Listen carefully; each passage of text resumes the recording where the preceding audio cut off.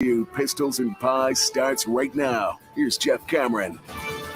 The Seminole Headlines on 93.3 Real Talk Radio. Warchant TV begins right now. Great to be with you. As you can see, the three of us are not together in studio, but we're together here in the virtual world. Here we are, guys. It's good to be with you as always. And before we get the show on the road, let's begin the discussion by saying thanks to Register Sausage. She's got to be happy to be associated, like all advertisers do, with anything we touch, because the Noles are 4-0 and this show is wildly popular, and that's a good thing. Yay, sausage!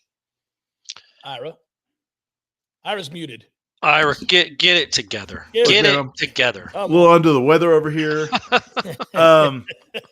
Ben, the sausage guy, gets a little carried away on game day. I mean, I think these wins, I don't know, man. Like, maybe they need to have like somebody sitting with him, because he after the win the other night puts out a new promo code for 40% off after Florida State went 4-0. Okay. And I'm not sure that the promo code still works, but it's worth a try, guys. It's 40% off. Registermeats.com. The promo code was Noles in OT. Noles in OT was a promo code. He also had a quick free sampler pack for anybody, the first 5 people that tweeted investment banker for the place kicker. And all right. I was wondering what that meant. I forgot the guy was going to be an investment banker. Okay, yeah, I got you. He's got a nice career in that. Maybe not place kicking. We'll see how that goes for him. But registermeats.com is the website. Try the promo code. We'll see if it still works. If they don't have it, it's still worth it. Get your Register sausage. I'm going to say, Ira, you took a nosedive from yesterday to today, man. What happened last night? Were you just sitting around all of a sudden? You sound terrible, buddy. Yeah, I don't feel a whole lot better than that, Jeff. In fact, but I got it out of practice, try to keep my distance from everybody. Smart. Yeah, man, we'll see about practice tomorrow. That might be Ira might miss. This looks like it's practice spiraling out of control. I'm a little concerned for Ira over here, Corey. Hey, Ira, we appreciate that you're fighting through it, though, man, because you sound horrible. Well, you sound horrendous. How do I look, though? How do I look? You look great. You always look great. That always look great. For sure. You look great. Corey, I noticed at the start of the show here in the chat that the overwhelming sentiment is not concern for why Ira's under the weather or why we're all in our individual abodes doing the show instead of in studio, but rather, will that Welchin-ass Corey Clark say hour number 2 today has been the predominant sentiment here? And I have a counter offer to that. I'm happy to do it. Because I'm almost positive I did say I would do that if they went 4-0 in September. I think I owe that to the world. But I think it would be, since they don't play this week anyway, I think we should hold it over till next week when we're all in studio. I think it would sound better in studio. I think it would mean more in studio. I promise. This is the first time you're welching on something, and it makes sense. I would give you this one. I feel like I'm shortchanging the folks if I do it with the headset on from my one of my guest bedrooms. My office, I should say. But you know what I mean? You could do it both weeks. It's an option. Ira, come on now. Come on. You're not thinking straight. What do you think, Jeff? You want to roll with that next week? I'll give him a pass. I do think we should be in studio. It would sound better, and I like to see it because it's strained and it's difficult, and I love it. So, Ira, you'd get to feel it. You'd get to reverberate around the studio. Yeah, people get to see my reaction to your greatness. Right. So that would be cool. Real quick, also in the chat, a lot of people throwing shade at me for Aslan and I's driving trip back, which we also had a question about, and I was going to save this for the second hour. You might not be here in the second hour. That's so you need to get it out of the gate. I mean, what in the world? Of all people, okay, I didn't say a word when Aslan and I took trips over the last month or two, and he had to take 2-hour breakfasts. Wherever we are, it doesn't matter. It doesn't matter what's coming up that day. My man, breakfast is his meal. Corey, you've heard him say it before. Yep. And it's like, dude, we have to stop for a full course breakfast. Anytime, wherever we are, if we have to drive 25 minutes across town, he's got to get his breakfast, okay? Did you hear me complain about that? I say you did to me silently? No, on air, on a podcast, on a show? Not. So for him to come out at me on your guys' show Monday for our drive back home, and then also let me clarify. So what happened on Saturday at the game was they provided us what, Corey? What? I wanted to say, like, people might not listen to this show, and I want to give some context. Tell Aslan everybody what Aslan said. Aslan said on the drive home from Clemson, because he and I drove together, that he asked me, how many times do you think you would stop on a drive from Clemson to Tallahassee? And I said, well, probably twice. I would stop for gas and food on one stop, and then I drink a lot of water, so maybe one or two more times just to pee at a rest area. But Ira, as we all know, hates rest areas, so that's not an option. And he goes, we stopped 5 times. And he goes, the first time we stopped, Ira only put in $15 of gas. so we had to stop again an hour later to fill up gas again. That was the context. So here's the situation. We're trying to get out of Clemson, okay? And Aslan, again, this started off on the wrong foot because usually I want to kind of wait to get out of that press box because that traffic's insane. Yeah. I mean, right? So but he wanted to get on the road. So I'm like, okay, we'll do it. We'll get on the road. So we get on the road. But the problem was we were almost out of gas. We were almost out of gas on the way in, but we wanted to get to the stadium. So we waited till afterwards. As we're driving out of town, I see a gas station after we've got, according to the thing, we got like 20 miles of gas left. So I stopped at a place to get gas, but I knew he wanted to get back on the road and I knew he wanted to get to a place where he could upload stuff on the internet. So I just got enough gas so that we wouldn't run out of gas. And then we got back on the road. Well, then we stopped to eat we stopped so he can upload his videos, which again, if we had just stayed at Clemson, he could have uploaded them at the stadium with the Wi-Fi there. But no, we wouldn't do it from the road. So we pull over and he wants to eat at Chick-fil-A. It's like 5:30, right? We had just eaten at halftime. They had hamburgers and hot dogs at halftime of the game. Very nice of you, Clemson. Thanks for feeding us. Well, you said we did. I don't think Aslan did. Well, that's his problem. Well, no, I know, but he was on the field, so that's what I'm explaining. No, they provide food for the photographers, man. They do. They provide food for the photographers. This seems like almost like a two-way conversation between you and Aslan. So then, but except he had it one way on your guys' show. So then, but when we stopped, I didn't want to eat. So I didn't eat. Yeah. And then 2 hours later, I'm like, hey, man, I need to eat. And he's like, well, it's already 8:30. You're going to eat again? I'm like, I didn't eat at 5. And we're going to be driving till 1 a.m. See, guys, let me just tell you, these kinds of problems don't happen when Jeff Cameron's driving. Yeah. We're fine. We're rolling on Big River. Ira and I drove together to and from Atlanta. How many times did I make you stop? How many times did I make you stop? I don't think you ever did. No. No, not one time. It was work related. And again, he's the one that didn't eat at the game and needed to stop and eat. All right, I'm moving on. It doesn't sound like it. It's fine though. I know you don't feel good either. So it's the worst of both worlds. I will just tell you that you hop in me, it's all business, baby. We're getting to where we need to be in a hurry, and I will stop accordingly. It's also, by the way, discussed ahead of time. Right. I don't want any surprises. Well, here's the last thing that the reason I got irritated with the last thing when he looked at me like I was crazy because I wanted to eat something. By the way, he got food too. But the thing that bothered me was like, what are we getting home to? We're either going to get home at 12:45 or we're going to get home at 1. Like, what's the difference? Yeah. So anyway, I don't know if Tinder was rocking at 1 a.m. in Tallahassee. I don't know, but that's good stuff. Man. All right. Man, okay, we got it all out. Everybody good? Yeah. Everybody good? On with Hey, I'm fine, man. I'm fine. I drove with Shannon. Scott, I keep making that mistake. Yeah, I drove with Stephanie and Brady back from Clemson. Took us an hour and a half. It was perfect. No stops. Just rolled on. Rolled to the house. It was great. Yeah, I just maintained my spot on the couch here at home. What a day, huh? It was quite a day. A lot of football. A lot of football. Let's talk about the one that Florida State played. The game that Florida State played. And kind of take stock. First of all, let me just say this: since Ira soldiered through and was at football practice today, anything for us to know? I think the thing that Norvell talked about, Corey wrote about it. It's on the website.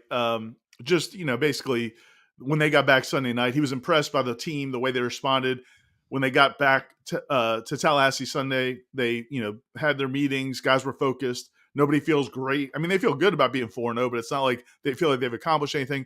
They know last year they started off 4-0, not quite the same 4-0, but they were 4-0 and lost 3 straight games. So he wanted to see that focus, and they had it. And I thought today was pretty good practice. One interesting thing from like the 7-on-7 and 11-on-11. Now I don't know if it's because maybe Virginia Tech plays a lot more zone, and maybe a little bit softer coverage, but they were working a lot on underneath passing game, which I'm sure will please some people. But again, I don't know if that's a direction or if that's just kind of maybe looking ahead to what Virginia Tech does. Be curious to see as they continue to build. Hopefully they get some guys back, they get healthy. I'm going to be curious to see if we get any personnel moves down the line. A lot to kind of unpack here as they go forward with their season. And it's weird. It's fun to be able to unpack it as they're 4-0. And yet we get this sense, all of us do, and I think he does too, that they're not even close to playing their best football. I mean, it's strange to be 4-0 and to have those two very significant wins and really not have put together a full game. It's hard to imagine. We could never have guessed that before the season, that they would go 4-0, win those two games. Those are significant wins. They matter. It's a big deal to beat Clemson at Clemson, et cetera. And yet we know they haven't played all that well. It's fascinating. I think their best football is in front of them if they can figure it out. Well, and honestly, that's why I don't want to do the hour number 2 is because I don't think they've earned it. They haven't played well enough. They've got to right the ship here. No, what I think that's what's so encouraging for Florida State fans, right? And everybody is that this team can be so much better than they've been, and they're already pretty darn good. Like average teams that play average. I don't even think Florida State played all that well, especially on offense. Against Clemson, you don't go in to Clemson and beat Clemson with a seed game. And if you do that, holy moly, you must be really good when you're firing it on all cylinders, when you're playing at peak efficiency. And I think that's what you see in this team is I am more encouraged, weirdly. They played great against LSU in the second half, and they blew them out. That was great. Not playing great at Clemson in that environment and still winning almost encourages me more because it makes me think, okay, they can go beat anybody in the country. They can go win a national championship. They're that good. If they can play a C game in Death Valley and win, they're that good to go win a national championship. They got to get better, clearly, but the talent is there. Well, what's perplexing though, and Ira, I'll swing to you here. What I find fascinating is, okay, that is a good way to look at it. That is a glass is half full way to look at the season up to this point. How could you not? They are 4-0. They are in the top 5. They did beat Clemson on the road. They did end the losing streak. They did beat LSU's ass. I think the hand-wringing side of it would be, man, they haven't looked good since the second half against LSU. Not completely. And it feels like there are some really unanswered questions and concerns, developing concerns as we go along that lead people to think, well, I'm really excited we're 4-0, but I'm a little concerned that they're not going to continue to win games if they look like this. It's just the weirdest dichotomy. I can't remember a 4-0 start that I would dissect and say is filled with really high highs of beating really good teams, and yet I don't feel great about this team. It's weird. Yeah, I mean, I think part of it is just we've created some expectations that probably aren't reality. I mean, in college football, and I'm not making excuses for them, but I mean, again, you watch these other teams and nobody else looks lights out every time they play. And so, I mean, I can't imagine USC feels great about the way they looked against Arizona State. Arizona State stinks. And USC was in a dogfight with them for most of that game. I just think it's a good place when you have room to grow. And I don't think the issues are like guys not giving good effort. I don't think the issues are not effort. It's not effort. It's not like stupid penalties after plays. It's not sloppiness. It's some of it is just not playing as well as they could possibly play. But I think, again, those stretches to me give you a lot of promise because they have had stretches basically in every game. I mean, the Boston College, to start off with the way they started off and then get a 31-10 lead, they played great during that stretch. This game, the second half, the way the defense played, LSU, we already talked about in the second half, and then about Southern Miss, basically, for most of that game, they dominated 163-10. I mean, you could, whatever, it's still 63 to whatever it was. 66, buddy. 66? Yeah. All right. Yeah, 66. And so, I think it's partly because we see this accumulation of talent. And I think some of it, in a couple positions, I think we maybe thought more than what they're getting out of certain guys. A couple of these transfers that I think, for example, Jeremiah Byers is the kind of topic of the week. People assumed he was going to step in and be like their best offensive tackle, and that hasn't happened. we'll see how that develops. But, if you get Robert Scott back, then that changes some things. And then also, I think, defensively, Akeem Dent might be a bigger loss than we thought. And I think, there's a good chance he'll be back pretty soon. And then if Jordan gets healthy, which I think he's got a good chance to get closer to 100% here soon. Well, now, you've got the team you think you have. And then it just comes up to being consistent. And we don't we think it's not a coincidence, guys. I mean, the offense just hasn't looked the same since Jordan got hurt. I don't think that's a coincidence. They had scored on whatever they had scored, 15 of 18 possessions or whatever it had been before he got hurt. And then since then, it's been a struggle because they can't run the ball. Well, they can't run the ball because that's not great. There's a lot of teams that can run the ball even if they don't have a mobile quarterback. But I think with this running game, the way they block it, the way they expect to utilize their quarterback, when he's not going to pull the ball, it changes everything. Well, if you get him healthy, even if it's just for 2 runs a half, it opens up everything, and they look like they did against LSU, in my opinion. Now they got to get better. They might have to make some personnel changes. But overall, man, you look at those 2 weapons on the outside. You've got a beast at tight end. I thought Trey Benson looked as good as he's looked all season in that game. They didn't run him because what was the point? And I think other guys will get better. Rodney Hill's going to be better. Destin Hill is on the team. I promise you, folks, he is on the team. He practices. He catches balls in practice. They will figure out a way to get this thing going because I trust in that coaching staff that they will. But again, there's a lot of room for improvement, which when you're on 4-0, that's a good thing. The look on Mike's face says it all to me, though. Several times in that game, he's got to be proud of how hard they've worked and how tough they are mentally, and they're finding ways to win these games. But he's also got to be so frustrated because this is nothing like the offense he wants to run. It's nothing like it. You watch; they can't run the ball, Corey. And I also don't think his offense also isn't. Let's just throw it up to 2 correct. freaks It's out never wide. been his offense. It's never been his offense. But in that game, because I don't think the quarterback trusted that he could read the field and go to 3rd and 4th progressions. It did become just hey, let's toss it up to our good players, and they're going to go make plays. Now, it didn't work for a large stretch of the second half, but they did win the game that way, and now they get to reset. They get a week off. They're 4-0, and they get to reset and figure out what they want to do with that offense. Because it would be dumb not to throw the ball to Keon and Johnny a lot. That would be dumb. But you have other weapons that you can use too.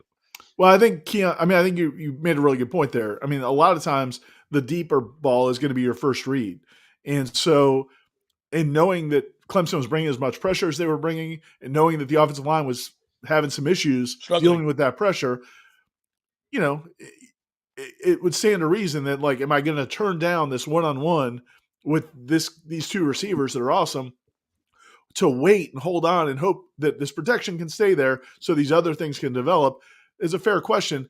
The other thing is, I think some of those passes would have been there if he made better passes. He didn't make some good passes. Yeah. I mean, he could throw the ball better than he did during that stretch. I think a lot of it is he's falling backwards, right? Because he's protected himself. Well, and he's had some accuracy issues on the deep ball this year that he hasn't had before. So I think this is interesting. Clearly, there's something off, and I think it's probably the injury, obviously, and that could affect a lot of things, including your psyche, which is what you're talking about here. But he will not run. All the times you see him roll out to his right, and he's got 8 yards if he wants it. Instead, he throws the extremely difficult pass while going towards the out-of-bounds slide. It's like, that is not who he is. It's not who he's been in the past. So that is all the evidence you need that says he's hurt more than we realized, or else he would take those yards. There's no way he wouldn't. He did in the past. Yeah. So it's very strange to watch it, but it is hurting this offense. And so they've got to get him healthy because they cannot run traditionally right now. They can't. Well, they couldn't against Clemson.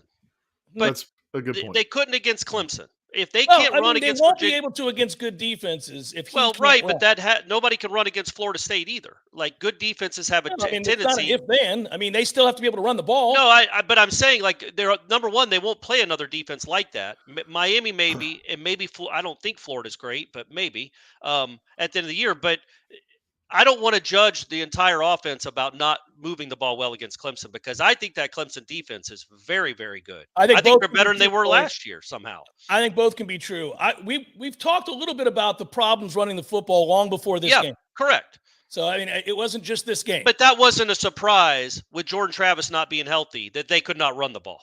Well, that's true. That didn't surprise me anyway. Well, yeah, once it was evident they weren't going to run him or he wasn't going to run or both, then yes, it becomes nearly impossible. And I think that was the right decision. I mean, yeah, extending a drive here or there, or picking up a first down, whatever, at the expense of Jordan Travis maybe getting pummeled, probably didn't make sense for this team and for the long term for this team. Yeah, no. Yeah, and I mean, so I think again, we can say it, especially because they won the game. They went 4-0. Just like defensively, one of the things that everybody's kind of complained about is how much they rotate, how much, how many they're playing these second team guys so much early in games.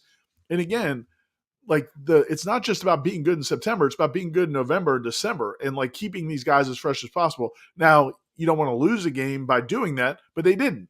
They found a way to win these games. So, if they can do that, if they can continue to win and also continue to share reps and get Jordan healthy and get, keep them back and all that, and you may see them look closer to what we thought they were going to look They've like. also been really good for the most part in the fourth quarter of games defensively, like really good. And that subbing in the second quarter, right? Maybe it comes to fruition in the fourth quarter. It kind of reminds me of when Leonard's starting five would have a 12-2 lead, and then he brings in the bomb squad or whatever they call them, the green. What did they call them? I think it was bomb squad. Bomb squad. Yeah. And then all of a sudden the lead dwindles a little bit. But in the final 5 minutes of a game, if Trent Forrest has only played 22 minutes and your starting point guard has played 35, well, you're in trouble. And I think that's maybe their thinking there is a fresher Jared Verse or Fabian Lovett or Braden Fisk. You're not going to be able to block those guys. And they weren't. So I guess that's the thinking. And yeah, man, they have a lot of warts. But to Ira's point, who doesn't? Who doesn't? You can't point to a team that says they're absolutely the best team in the country and they're playing awesome. It's a great win for Ohio State. Great. They had one touchdown in the first 59 minutes and 59 seconds of that game. And I don't think Notre Dame's the 85 Chicago Bears. They might beat the 2023 Chicago Bears because that's the worst football team in the country. But so Texas struggled with Wyoming. They were 10-10 in the fourth quarter. Georgia has played one Power 5 team all year. They were down 14-3 at half to that team. Everybody has issues. The good news is we don't think this team has come close to playing a full 60 minutes. But when they do play well, 38-3 against LSU, 28-0 against Boston College, finished the game on a 24-7 run against Clemson at Clemson. When they put it together, I think they're the best team in the country. It's fun to watch because they can be so much better. I agree with it. But they have great stretches in all these games. But it's weird. They just don't do it collectively for 60 minutes. It's very rare you have a team that's 4-0 with the significance of these two wins and yet have plenty of concerns. It's just very rare. But that gets you – I think that gets you more excited than concerned, to me. Yeah, well, it depends on how you look at it, buddy. And the other thing I would say though is Norvell today he gave credit to Clemson's defensive front, which he should. That is a very good defensive front. But he also said, he kind of put it on the offensive line. He said there were some situations where he took false steps and made some mistakes that created opportunities for Clemson's defensive front. And again, that changes so much. I mean, if you get 4 or 5 yards on some of those runs, and in the past maybe they'll get 7 or 8 or more. It just changes the complexion and now you're not having to throw on 3rd and 11 every time. So didn't love the play calling, didn't love all the decisions that maybe Jordan made or they made in the passing game. But, again, they scored 31 points at Clemson. Zero turnovers. Zero turnovers. And we got plenty of time. We got to take a break here in a second. One thing I would say, Mike's probably mad at himself too, because all those pre-snap penalties for illegal formations are on him. That can't continue. It happens every week. It's ridiculous. 4 men, 5 men in the backfield, 5 men in the back. How many times are we going to watch that penalty happen? It's nuts. No false starts, though. It's true. So take what you can get. It's one or the other, big dog. It's one or the other. Seminole Headlines, 93.3 Real Talk Radio, Warchant TV continues in a moment. I just got a text from Dave. He wants us to come over for a barbecue. What's our excuse for not going? Oh, no need for an excuse anymore because Dave got a new girl from Hearth and Patio. Oh, thank goodness. Dave, we will be happy to join y'all this weekend, and congrats on the new grill from Hearth and Patio. My wife said she would bring potato salad. Hearth and Patio invites you to elevate your grilling game this year with one of their amazing grills from Fire Magic, Broil Master, or Blaze Grills. Call them today, 850-727-4282. That's 850-727-4282, or visit them online at hearthpatiotallahassee.com. Hearth and Patio, making barbecues great in the Sunshine State. Honey, Dave said no raisins in the potato salad this time. Call them today, 850-727-4282. That's 850-727-4282, or visit them online at hearthpatiotallahassee.com.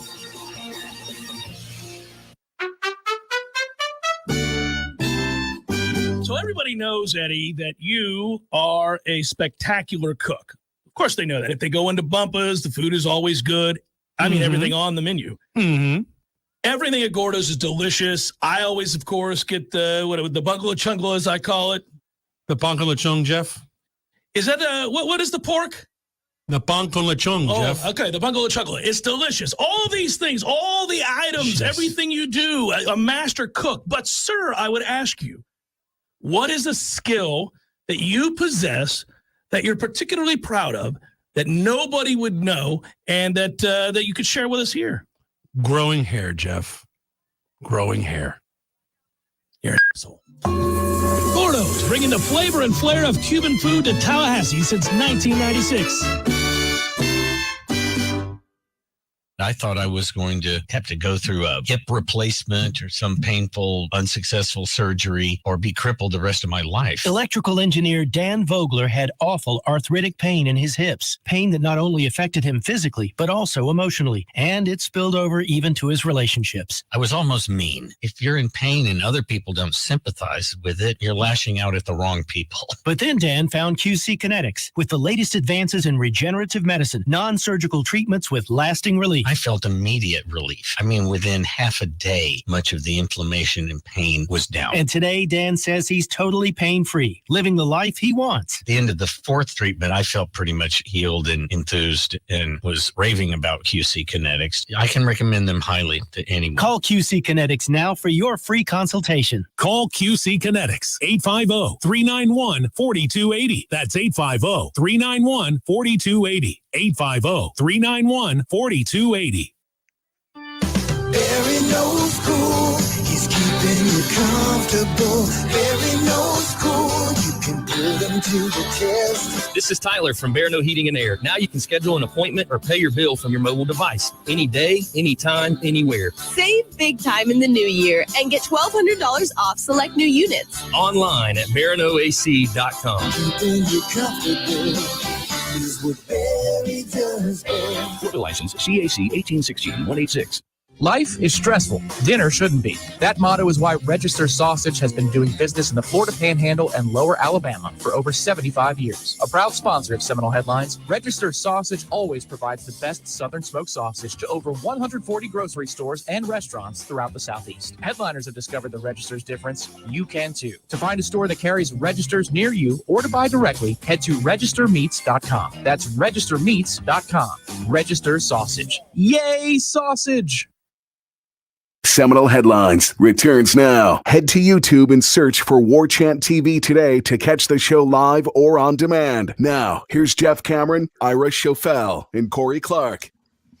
Welcome back, Seminole Headlines. Actually, Director Matthew back in studios. If you would, post again the advertisement for tonight's event at Hotel Indigo so I can tell the radio audience about it. If you're out and about driving around, Tom and myself will be there. It's a Q&A and should be fun for that first hour. And then afterwards, the players will be there. And those players are Jordan Travis, Trey Benson, and Keon Coleman. It is called Party with a Purpose, and all proceeds go to charity. That is a very good thing. In fact, it goes to the Children's Home Society of Florida. Every penny goes to the Children's Home Society of Florida. Tickets are just $40. It's limited in terms of the amount of tickets. It is tonight, beginning at 6 p.m. They will have a buffet dinner, a full cash bar, and a lot of football talk with myself and Tom Wang, as well as you guys get the opportunity to take some pictures with the players. That's the real draw there. Jordan Travis, Trey Benson, and Keon Coleman will be there tonight. It's at 6 o'clock at Hotel Indigo, benefiting the Children's Home Society. So there you go. We'll continue to remind you of that, but it should be a Should be a lot of fun. Ira, what did you think was the weirdest part of the post game in Clemson, other than the way they make us do it in a tunnel by a trash can? There was one question in particular to Keon Coleman that I thought was really bizarre. Do you remember it? And I'm not talking about what you did. Yeah. Sorry to put that on the spot. Put you on the spot like that. I'm trying to remember, man. The guy, I don't know who it was. He asked him, "What's the deal with the Allen Iverson chain?" Oh yeah. So Keon has a gold chain that has a number 4 on it, and then he has another like medallion with a picture of someone posing in it. Number 1, Iverson wore number 3. And there was nothing at all that looked like Allen Iverson on Keon Coleman's chest at all. So and somebody asked him, "Hey, what's the deal with you and Allen Iverson?" Because Keon did play basketball. It started in the press box because when he was in pregame warmups, you saw the big medallion. Oh. So a couple of the reporters were using their binoculars to try to figure out what it was, and I guess somebody thought it looked like Allen Iverson. I don't know. Turns out it was his cousin who's passed away. It's a memento of him. So yeah, there was another one too. Oh, you know what the weirdest press conference was? The poor kicker for Clemson. If they brought, I mean, I'll give the kid credit. He came out and talked to their media, and that he talks for like 5 minutes, and I don't know why it's kind of I don't know. I guess they wanted to talk to him about the whole situation, but he just missed he's only kicked 2 kicks in his career, and he missed one. Pretty big one too, it turned out. Pretty big miss. And it was a chip shot. There was a lady reporter, like a television reporter, asking questions, and I think maybe it was like she had all these questions set up in case he won the game, or like it worked out well, and she just kept hitting him with questions about like, do you think you've inspired the rest of the team with the way you've been able to? And it was just, I don't know, man, it was crazy. I felt so bad for this. I want to come through and like just give him a hug, but that was that when you start talking about weird, that was that's the first thing that came to my mind. Oh, well, that's a weird one too. But yeah, it turns out it wasn't preordained. It wasn't a Hollywood moment. It was reality. Corey, I thought of you because you brought that angle up all week long. I know, how could you not? It's a weird story. It's an interesting story. But the reason I thought of you is that I knew, just as we all did, and as you were mawkishly pointing out during the week, we all knew what the announcers were going to do if this kid trotted out there to kick a field goal. And they did exactly what you thought they would do. And I almost texted you because Sean McDonough was about to cry. He was so happy that this kid was going to get to attempt this field goal. And he couldn't talk about he couldn't say it a number of different ways or more different ways than what a story, how incredible this could be. And now he sits just 30 yards away from perhaps clinching the game for Clemson. And in my head, I'm thinking, dude's going to miss this. It's going to miss this. Well, I think like McDonough seems so cynical to me that I think he was probably trying to jinx him.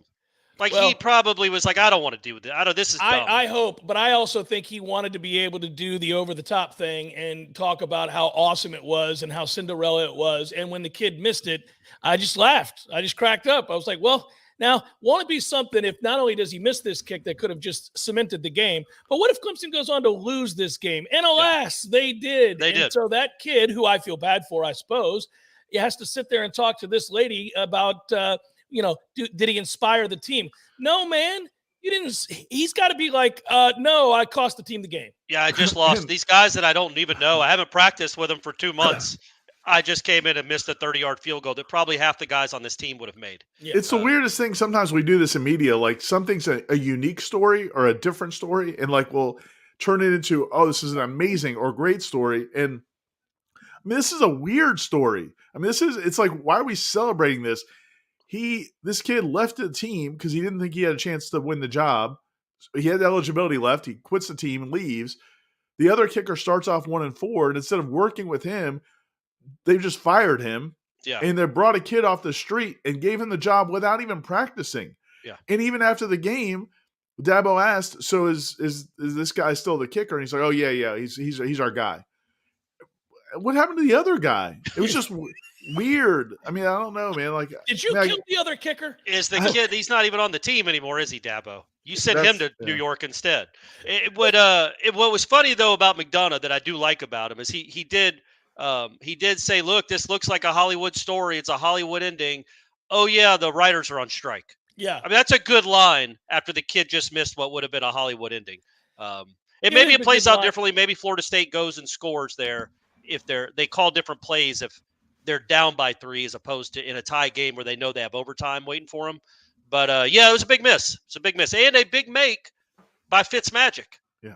48 yards like that to tie up the game. That's a big make. Well, Aaron, the big difference here in the chat between that and the transfer portal is if a kid transfers in, he practices with your team all through the fall camp, and you can assess whether or not he's any good.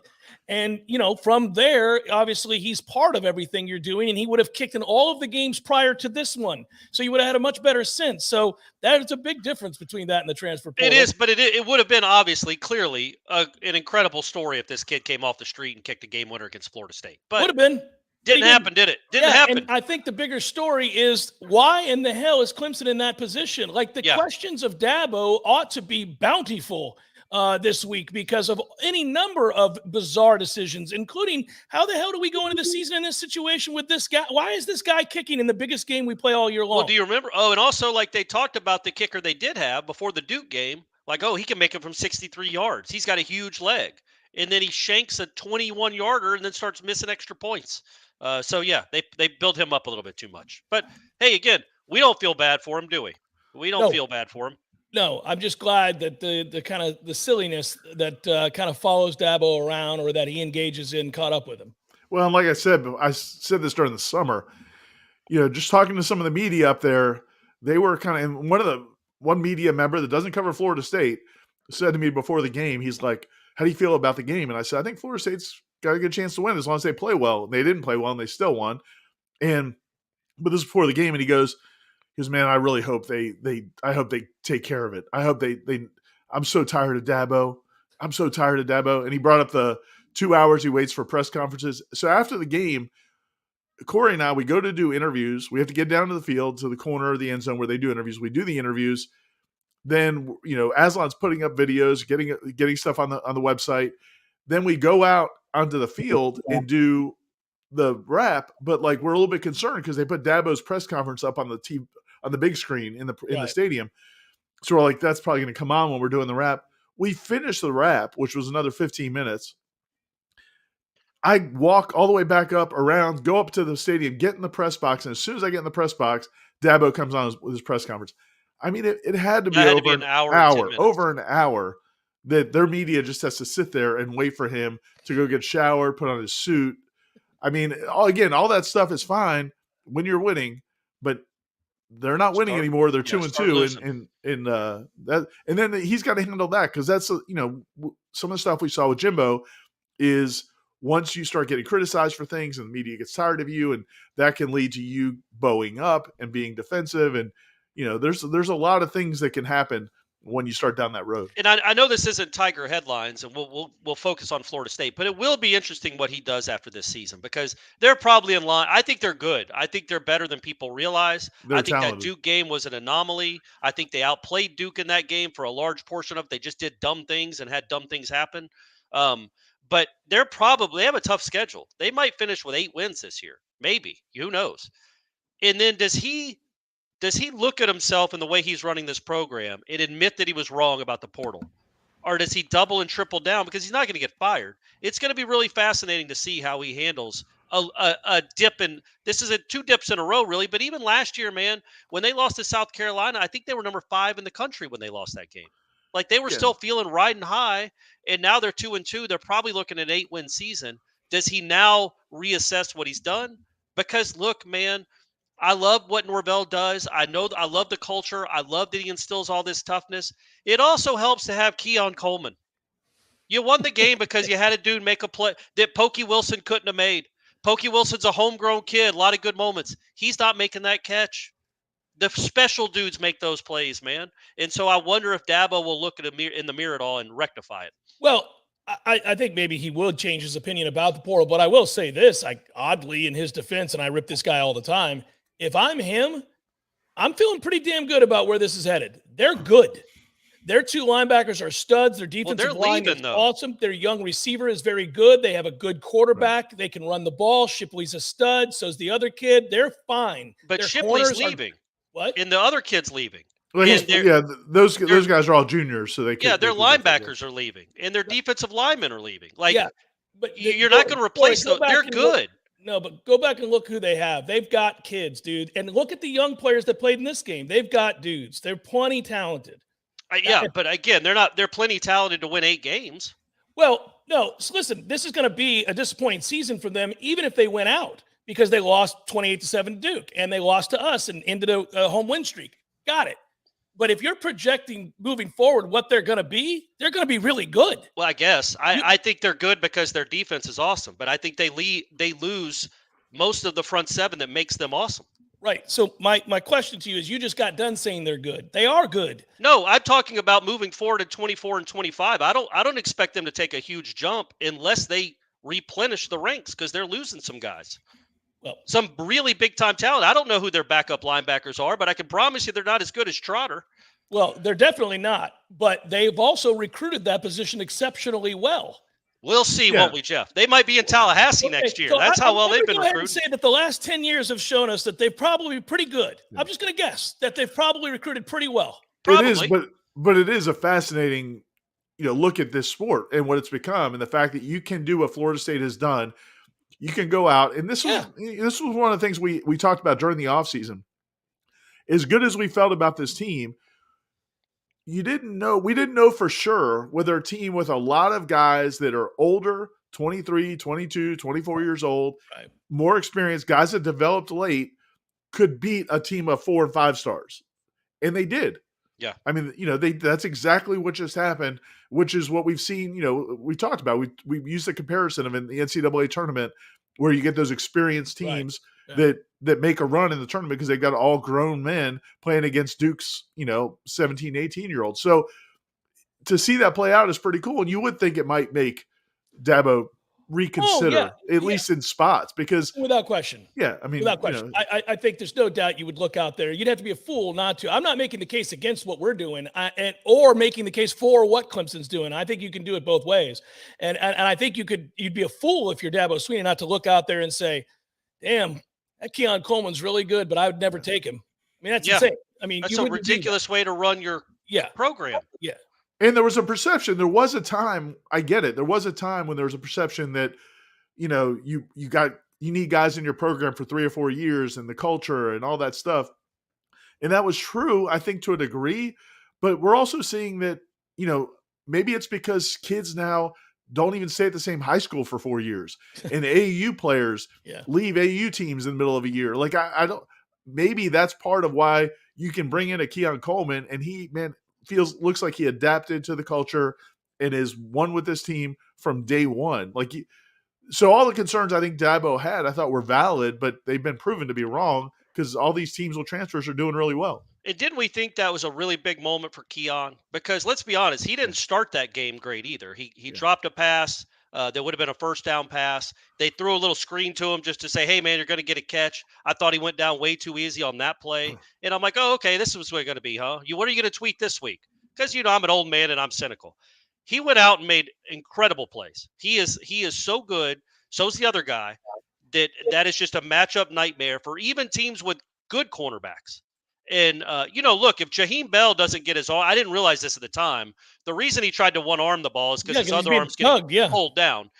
That is a great throw in a huge spot, and that's a 45-yard gain that gets – and then instead it's third. I mean, it's a huge non-call, a huge miscall. And I thought Johnny and Keon both got tugged a few times. They're not going to call. But overall, man, Jaheim Bell's a weapon. And I know people are upset that the slot guys aren't getting the ball, and they got to figure out a way to do that. But holy moly, those 3 guys, it's not quite Kelvin, Rashad, and Kenny. But again, it's a reasonable facsimile, those 2 guys with Jaheim in the middle. Jaheim's just he's not Kenny Shaw. They're completely different players, but, he's on pace to have I think the tight ends are on pace to have 45 catches this year. That's pretty good for your slot guys. And they play the slot a lot. Seminole Headlines, 93.3 Real Talk Radio, Warchant TV continues in a moment. News now. 25-year-old Tallahassee man was killed in a hit-and-run crash Friday evening while riding his bicycle on Waukeesa Springs Road. A pickup truck was traveling south around 7 p.m. when it hit a bicyclist on the road. The bicyclist was flown to Tallahassee Memorial Hospital, where he later died. The pickup truck driver, a 60-year-old Tallahassee man, left the scene but was later found. Troopers say the bicycle was impaled on the grill of the truck. The driver was transported to TMH for unrelated injuries to the crash. FAMU DRS is looking for a new football coach as Alex Williams has resigned as head coach of the Baby Rattlers, effective immediately. The school announced Williams' resignation via press release on Monday. The press release said FAMU DRS is in search of a new head coach and an interim coach will be appointed this week. Williams was in his second season as head coach of his alma mater. He graduated from FAMU DRS in 2009 before playing at Ole Miss. The Baby Rattlers are 1-4 so far this season. This is Rachel Anae with your Real Talk 93.3 local news update, brought to you by Macklemore Systems, Tallahassee's go-to Mac store. Check them out online at MaclemoreSystems.com. This is meteorologist Paul Trombley with your Real Talk 93.3 weather update. Cloudy skies expected this afternoon with isolated thunderstorms likely. Highs level off around 81. East winds 5 to 10 miles per hour. Chance for isolated thunderstorms tonight. Lows around 71. Cloudy skies. Scattered thunderstorms likely tomorrow. Highs level off around 81. Overcast skies. This report is brought to you by the Lawn Johns. For all your landscaping and lawn care needs, visit thelawnjohns.com. Right now, 73. Now go call Seminole Glass. They'll get on the road and get it done fast. Hey Tallahassee, Sarah here. This El Nino heat is brutal. When it's hot, glass is soft and more prone to cracks. No need to call your insurance. Go to SeminoleAutoglass.com. Upload your policy card and request an appointment. Hey, Sarah, what note does a B make when it hits your windshield? A B flat. Jimmy. Better call Seminole. Here's a tip to keep it cool from E&B Heating and Air. Your outdoor unit works better if it's clean and clear of debris. Plants, grass, weeds, and trees can reduce performance, raising your power bill. Visit ENBHeatAndAir.com to get a free quote today. Your next chance to splash into some cash with Swain Pools and Spas to win $1,000 is coming up at 2 p.m. Listen out for the keyword, and all you got to do is text the keyword for a chance to win $1,000. Life is stressful. Dinner shouldn't be. That motto is why Register Sausage has been doing business in the Florida Panhandle and Lower Alabama for over 75 years. A proud sponsor of Seminole Headlines, Register Sausage always provides the best Southern smoked sausage to over 140 grocery stores and restaurants throughout the Southeast. Headliners have discovered the Register's difference. You can too. To find a store that carries Registers near you or to buy directly, head to registermeats.com. That's registermeats.com. Register Sausage. Yay, sausage! Seminole Headlines returns now. Head to YouTube and search for Warchant TV today to catch the show live or on demand. Now, here's Jeff Cameron, Ira Schofel, and Corey Clark. Short segment here, and then we'll get to your questions in hour number 2. I know there are a bevy of them we'll have to address and look forward to doing so. I will say that this bye could not have come at a better time. We all know that, and they got to get healthy, but it's nice just to be able to exhale and kind of take a look back.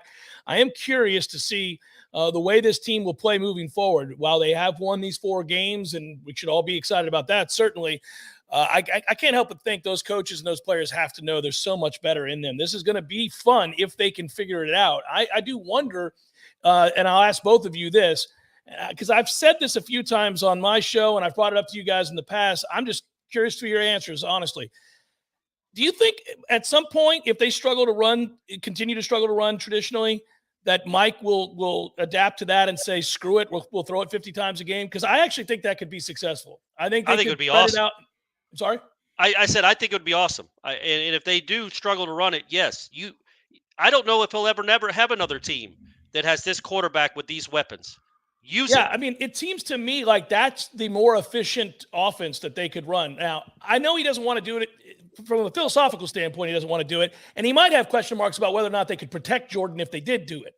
That's a fair question. I have some question marks about that as well. But I do think in terms of the talent on this team at those positions, tight end and wide receiver, man, I mean, that would really – and they did some of it in the second half of LSU. But when they get to throwing the ball and spreading people out, it is really hard to stop Florida State. Yeah, I guess part of it would depend on, like, is Jordan comfortable in that kind of an offense? Where if you go empty all the time and it would be a little bit different for him. Maybe he would, but no, I mean, there's no question the athletes are there. On the other side of the ball, sorry to switch to the other side. I mean, Corey already addressed what you said. I thought Norvell's comments today about the defense were pretty interesting. He said that that Clemson threw some things at them offensively in the first half of that game that they didn't expect, they hadn't shown on film, and they basically decided at halftime, look, we have to be aggressive. We have to go at them and force this quarterback to make decisions, which I think every FSU fan that was watching and media thought was the way to go, and it obviously paid off. But do you think that also is something that becomes more of not just based on what the other team is doing? I think so, right, Jeff? Yeah.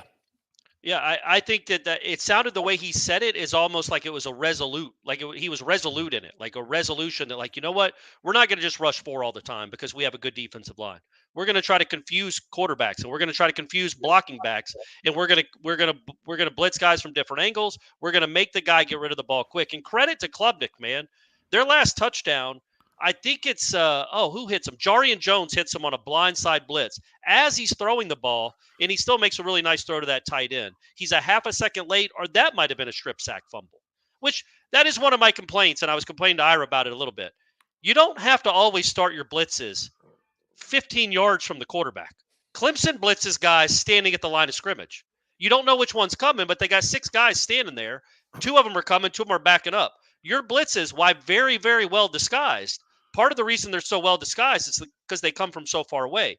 Jarian Jones got there a half second late. They scored a touchdown. Kalen Deloge got there right on time. Florida State scored a touchdown. That's the difference in the two, I guess. Well, and they're disguised intentionally. The idea is correct. Like on that play, the idea on that play is that the running back's not going to worry. Right. Yeah, they're mad that the running back blew the protection. Yeah, man, of course he didn't see that coming. Yeah, How exactly. would he? Yeah. Nobody blitzes from there ever. Well, delayed blitzes are a thing. And Florida State utilized them there. I see your point, Corey, and I don't disagree with you. I'm just saying delayed blitzes are a thing. They just seem like from that far away seem a little bit. You don't see that a ton. I wanted to ask you guys this, though. If Braden Fisk picks up the fumble, does he score?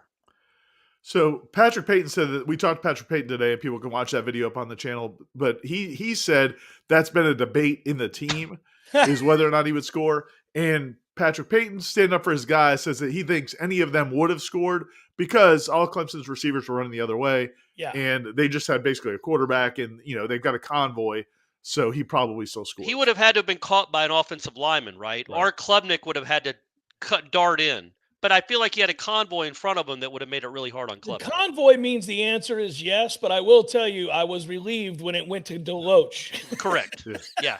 It scored quicker. Yeah, felt much better about that situation once it was him who seized control of the football. By the way, Fisk is an animal, man. Fisk is a beast. He's one of the best players on the team. Yeah. I also, again, maybe this just shows I have a dark heart, but I kind of was surprised that nobody went after Klubnik. Like, hey man, you're gonna run 40 yards down here. Yeah. Like maybe somebody peels off and takes a shot. Because look, man, we saw what happened to Ponder. We've seen it happen to other quarterbacks. It's football, baby. Yeah. Once you start chasing down a play like you're going to make a tackle, DeAndre McDaniel was on they were honoring DeAndre McDaniel before the game because he was inducted in their Hall of Fame, and he separated Ponder's shoulder on an interception return. Yeah, well, absolutely. But he wasn't blocking. He actually just trucked Ponder with the ball.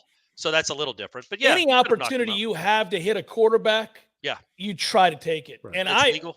My thought was always, if I could hit a quarterback, I wanted to hurt him. I was trying to hurt him. Well, right. You have a dark heart too. No, I played football. That's what it is. And people say people will say the right thing to the press. Oh, I didn't want him to get hurt. Yeah, you did. Yeah, you did. Football. It's a tough game. Hour number 2, headliner questions forthcoming. Stay with.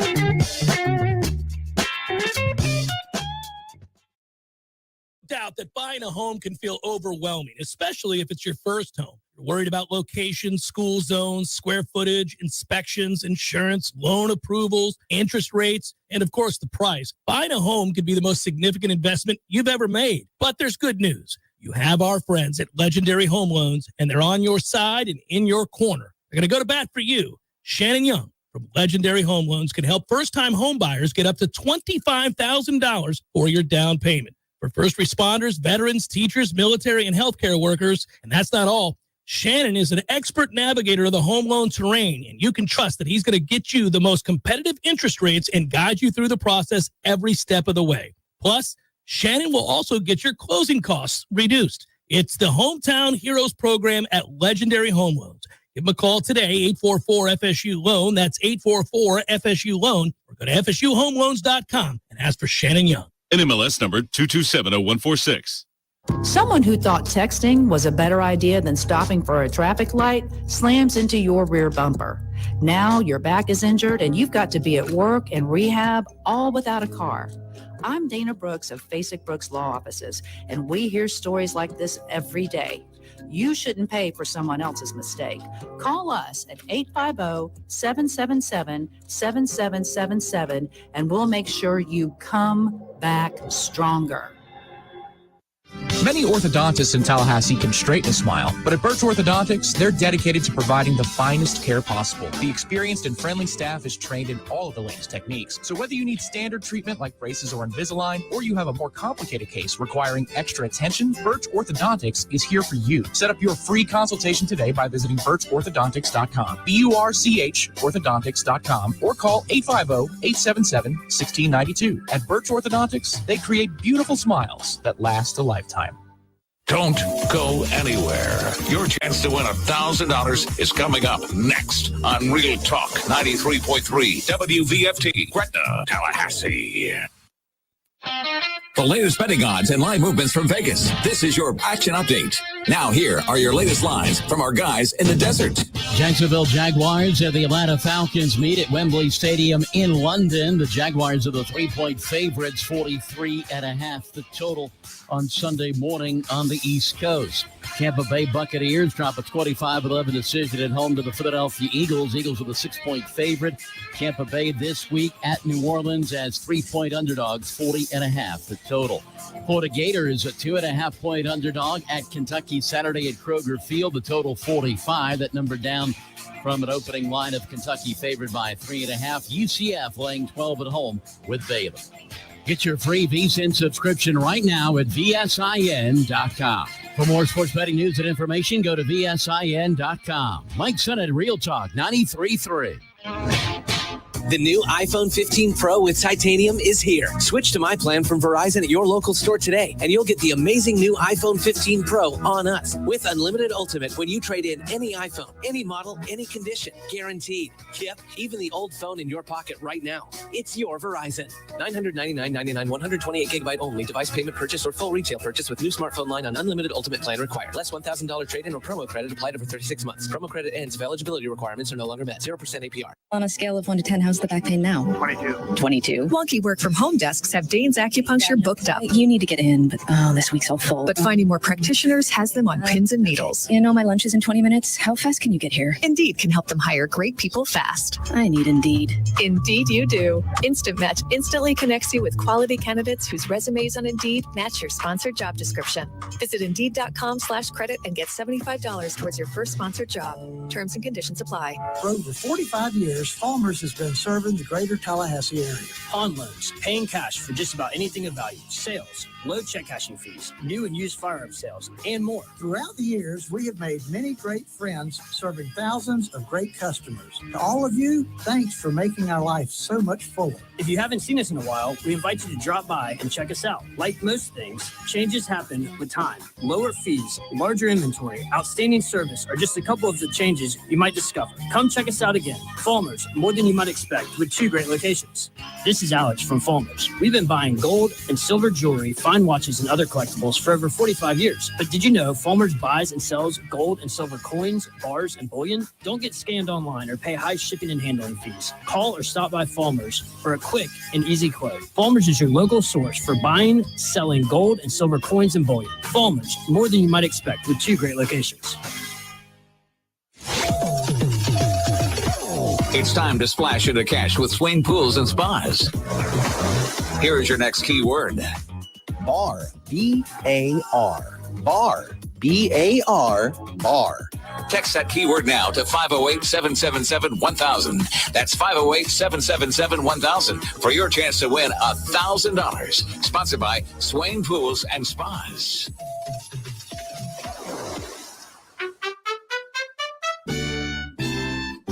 So everybody knows, Eddie, that you are a spectacular cook.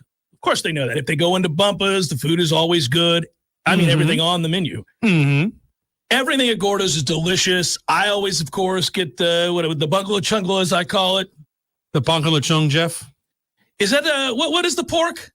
The pan con lechon, Jeff. Okay, the bungalow chunglo. It's delicious. All these things, all the items, everything you do, a master cook. But, sir, I would ask you, what is a skill that you possess that you're particularly proud of that nobody would know and that you could share with us here? Growing hair, Jeff. Growing hair. You're an asshole. Gordo's, bringing the flavor and flair of Cuban food to Tallahassee since 1996. It's time for Seminole Headlines, featuring Warchant.com's Jeff Cameron, managing editor Ira Schofel, and senior writer Corey Clark. Your weekly dose of all things FSU, pistols, and pies starts right now. Here's Jeff Cameron. Hour number 2, Seminole Headlines and headliner questions coming your way in just a moment. Great to be with you as always. And typically, we like to begin the hour by doffing the cap and saying thank you to Dr. Birch and Birch Orthodontics. So today is no different. Thank you, Dr. Birch. Birch Orthodontics, best in the business. Ira, tell everybody how they can get connected with Dr. Birch. Oh, you got to unmute yourself again. You know, here's the thing. Like, at some point, we just have to decide whether we got to put me to the pasture today and whether or not this is I need to be here anymore. But I'm gonna try to tough it out. Just soldier through it, man. We might call on Tom Lang to come relieve you, but right now we're going to try to soldier through it. I don't feel quite as bad as I sound. BirchOrthodontics.com is the website. They do amazing work. Again, all 3 of my kids went there. Jeff's kids went there. A bunch of the people that we know, their friends and their families have gone there as well. We can't speak highly enough about them. Dr. Birch has been sponsoring the show now for a long time. And the cool thing is, every time we meet people who've had family members go to Birch Orthodontics, they just can't say enough good things. And then also the great work she does in the community, sponsoring different charities. She actually has a thing still going on right now where you can go to their website or their social media and you can make donations in honor of their 20th anniversary of Birch Orthodontics in Tallahassee, being the best in the business. So support Birch Orthodontics. Huge Nole fans and great people. And with that, I agree wholeheartedly. Let's get to the questions. And I think you guys are going to like this one.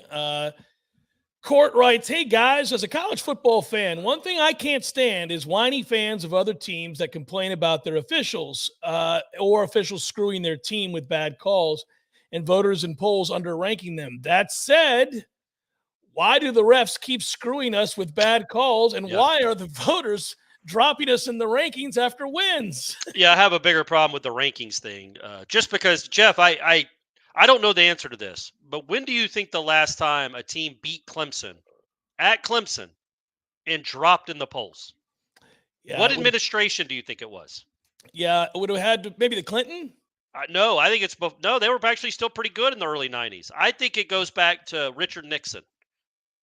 Maybe Gerald Ford. Corey, there's a long stretch post the national championship where they're terrible. No. From 80 to 90, they still ran the ACC until Florida State got in. They weren't that's terrible. why I said the 90s. Well, no, I still think it would have had to have been Florida State, but I think even the 90s they were okay. Yeah, I think my guess is the reason I said the 90s is they were irrelevant, and they were completely irrelevant for for really 2.5 decades. Yeah, they took ass kickings on. But you didn't go. They didn't take ass kickings from teams in the ACC, and when you beat them, it was still considered. It's a pretty good win, even if it's a 6-6 Clemson. That's a pretty good win. The only thing I can think of is, and I'm not trying to make excuses for the pollsters, but like, maybe they think Clemson, if you didn't watch the game and you saw Clemson lost to Duke and you're, this Clemson team must not be very good. And so Florida State, and again, Florida State didn't look great against Boston College. So teams rarely do when they play in Death Valley. Weirdly. That's true. They rarely look great. Or at Commonwealth Stadium up there or Alumni Stadium. What did y'all think about the referees? I thought the call on Renardo Green was ridiculous. I think the kid kind of fell into him and put his arms around him and fell down. Yeah. Green didn't do anything. It was a bailout call. Yeah, he grabbed his shoulder pad when he was coming off the line, but you're allowed to do that. I wasn't in love with the Tatum Bethune call in the end zone. No. Aren't you allowed to engage within 5 yards of the line of scrimmage? You can, but you can't hold his waist, and that's what they called him for. But I wouldn't. It's still ticky-tacky. I wouldn't have called it. They let him play throughout most of the day. They were very physical in terms of the clutching and grabbing for both teams. And so when they arbitrarily decided to call that is, well, questionable and very frustrating. Yeah, there were definitely a few calls that, but I'm sure if you're, but you definitely couldn't say that Florida State got a bad whistle at Boston College. I mean, Boston College set like a conference record for penalties, so they did all right that day. Yeah, it's not like, again, it's I don't know that it makes sense for the conference for Florida State to lose to Clemson, unless theoretically you think that they're going to go undefeated from then on. And it's not like Florida State's the only school that I saw some comments in the chat. Florida State made all those comments in the offseason about wanting to leave. Well, they also know that Clemson wants to leave, so it's not like Florida State's alone in that boat. And the problem is their cherished North Carolina wants to leave. So there you go. Everybody wants out of this dump of a conference. That's just the way it is. All right. Burke writes, how nice is it to be 4-0, have our defensive score just as much as our rival opponent did in the second half and save the game, and still hear our fans say fire our defensive coordinator. Look, it changed at halftime. Like I admit it in the column I wrote after the game. My column that I wrote probably 400 words at halftime, ripping the defense. I mean, Clemson had the ball 4 times. They scored 3 of them. And it's like, are you going to keep doing this every week where you just look like you have no answers? But the second half, credit. And I remember somebody asked this last week, I think, like, what does Adam Fuller do well? And we said adjustments. He does do that well. I'd like them to start the games a little better, clearly. But they do figure out some stuff in the games most of the time and do a good job of stopping whatever the offense is killing them with. Yeah, and I don't know. Pat Payton talked today about the need to get off to better starts. And, sometimes players just say stuff. So this isn't a knock on Patrick Payton or any, but just sometimes players, we're holding microphones in their faces. We ask them questions. They got to come up with something to say. So I don't know if this is really a thing or not, but it is what he said. He said he feels like they need to not wait till they're down and actually play with that same energy and effort earlier. I don't know if that's true or not, but hey, I mean, at least they acknowledge it's an issue. You don't think energy and effort are an issue? I don't think anyway. No. It's never about the effort or the energy. It's a fair criticism to say they start slow, but it's not because they're not trying. And this one was different than the BC one. You didn't give him a lot of layups. He made some tough throws, and quite frankly, your corners didn't do a good job on plays they should defend. The one I really remember is Cypress. It's a long out route all the way to the other side of the field on 3rd down, and it's not even a good throw. It's kind of behind him. And Cypress needs to be a pick 6.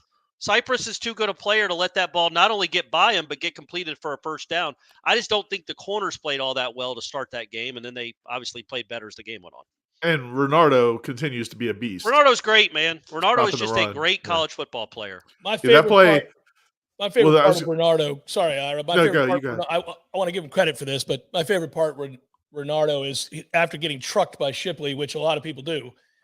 He came right back with that big hit on Shipley and got his get back, as the kids say. The very next play. Yeah. It was because the Shipley ran him over on the last play of the 3rd quarter. Yeah. And then that was Shipley's only run of more than like 9 yards, by the way. And then the very first play of the 4th quarter, Renardo speeds off the edge and knocks him down in the backfield. Yeah, he's got some what for.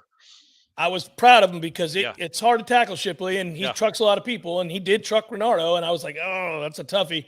I've been trucked. It sucks. It's a bad feeling. And so to be able to come up and get your get back is nice. And the fact that he did it right away and he had the look in his eyes, like he was pissed. He knew that wasn't that can't stand, man. And the D'Lo play is the play of the day without question defensively, but his stop on that 3rd and 1 pass was incredible. To drop that guy for a loss was huge. Yeah, that's a big time play. It's a horrible read by the quarterback. It's not like that was called. You could tell Dabo did not call it. He's even telling them when they showed Dabo after the play, we only needed 1 yard. Like, why are you throwing it out there? But he threw it out there because they had 3 wide receivers and 2 DBs, and Renardo Green just made the tackle. He also threw it out there because it's an RPO, and he's free to do that. But that's where a coach has to say, in this situation, you cannot call the pass here. So that's frustrating for them, but they can go to hell. Yep. Chris writes, 4-0, never felt this good, especially the way it has happened. Ira, Corey, I was at the game, and it sure seemed like the Clemson band and that concert-level speaker system they had played well into the play clock when we had the ball. Not complaining, just noting it for next season when we play DMX and speed metal when Clemson has the ball and is trying to bark out signals. Yeah, I don't know. And Clemson's always been like that. And I don't know what the official rule is, but it was getting to like 10 seconds. Yeah. I think it's until maybe it's till your quarterback is set and he wants to start doing his cadence. But it was definitely beyond that sometimes. Man, that's a tough place to play. Again, I was talking to somebody on the staff today who I think they've been there before, but they hadn't seen it quite like that. And they said, man, it was as good as anywhere they've ever been in terms of hostility. I know we all love the experience at Doak, but Ira brought up, so in between the third and the fourth quarters at Clemson, and this is a close game. It's 24-24, I guess, at that point. They have a 2.5-minute montage of all these huge plays in Clemson history with the strength coach barking out at the players as they're lifting weights in the offseason. This is what you're built for. And all the students, because we have the privilege to sit behind the student section, and it's an outdoor press box so you can hear them. They're all saying every word the strength coach is saying because they memorized it. And they're all shouting it. You're built for this. And the place is going nuts. They're playing rock music. And it crescendos with a big tiger roar and whatever, a CJ Spiller touchdown. It's a frenzy. It's crazy. And then Ira's like, yeah, this is a little bit different than Eastbound and Down. It's a little different. It's a little different feeling, a little different vibe going to the fourth quarter at Doak than Clemson.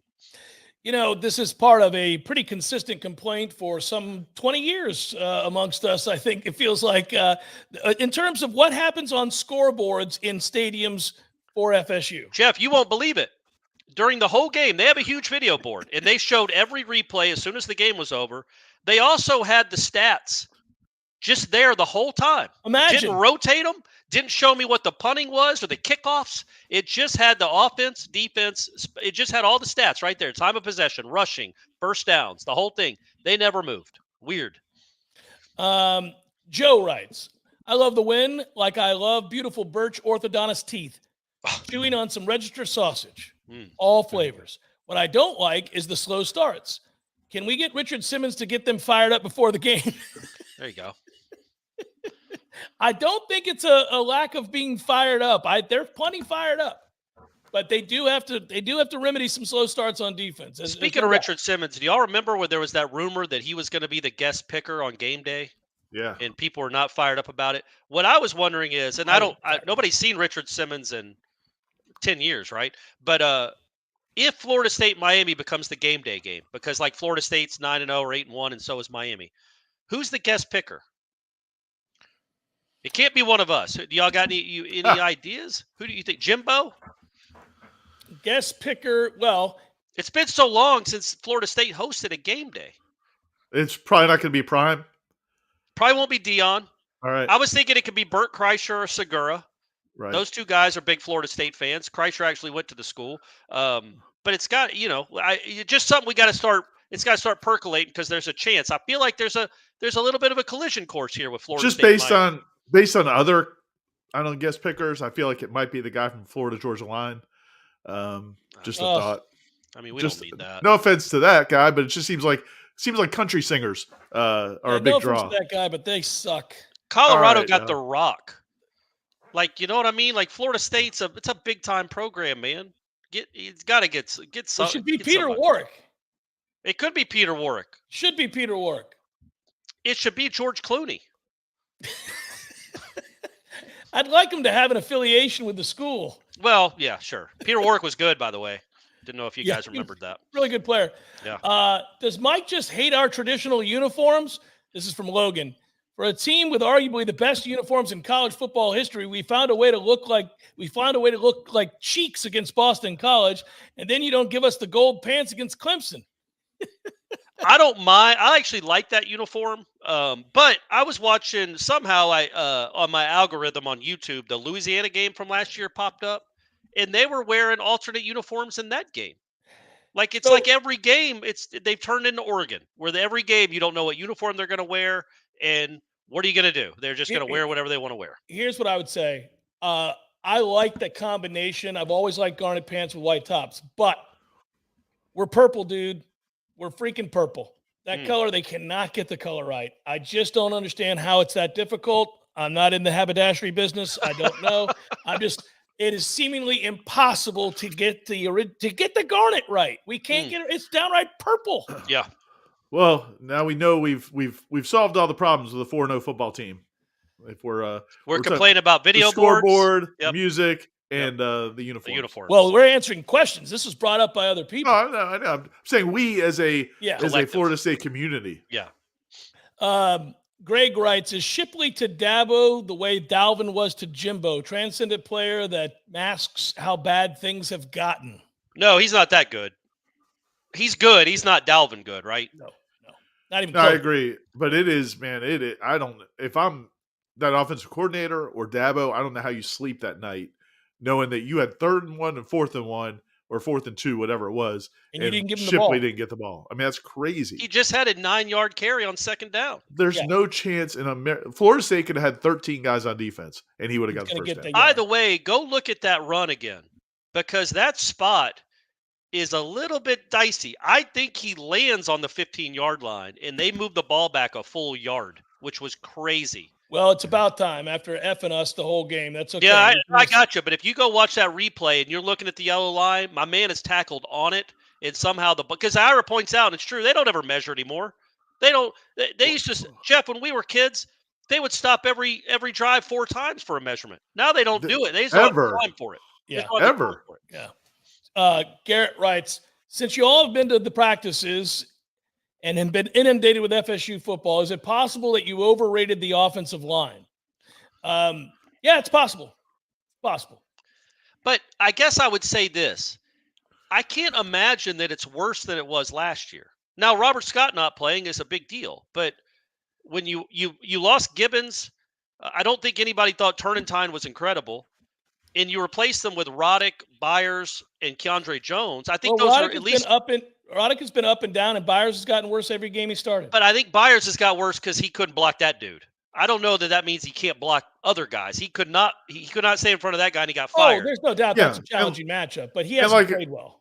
No, and I watched some of his reps today, and he did really good against Patrick Payton a couple times. I mean, so it's not like he can't play. I would say this though. I do think that one of the things that if I'm Norvell and Atkins, and Norvell said they're doing this, is really looking at what do they do well, and what do they not do well through 4 games. And it might have been hard after the BC game to, going into Clemson game, let's tweak some stuff going into the Clemson game. But now you have some time. Yeah. And I think they'll figure out, okay, this guy can't do this the way we thought he could. Yep. So let's see what we can do now. No, it's a very good point. They're all it's a weird kind of mix and match of what you have up front. You have some guys that can really run block but struggle in pass blocking, guys that can pass block that really struggle in run blocking. And, we also know that Atkins is always talking about juggling guys and talking about cross-training guys and talking about trying to find your best 5. So I'm sure he's through 4 games now got enough sample size, enough data points to say, okay, look, we know against the better defenses that we faced, this guy's going to struggle against this. This guy's going to excel against that. We've got to, And I wouldn't be surprised to see them shuffle some guys. And it does depend on how healthy they get. I will say I've been worried all season long. We all have, I think, to varying degrees, that they have not been able to develop over time another center option. Now, Washington can come in there and play center when they need him to, but what if they need him to play tackle? What if Washington has to be one of your answers at tackle, and now you really have nobody behind Mo?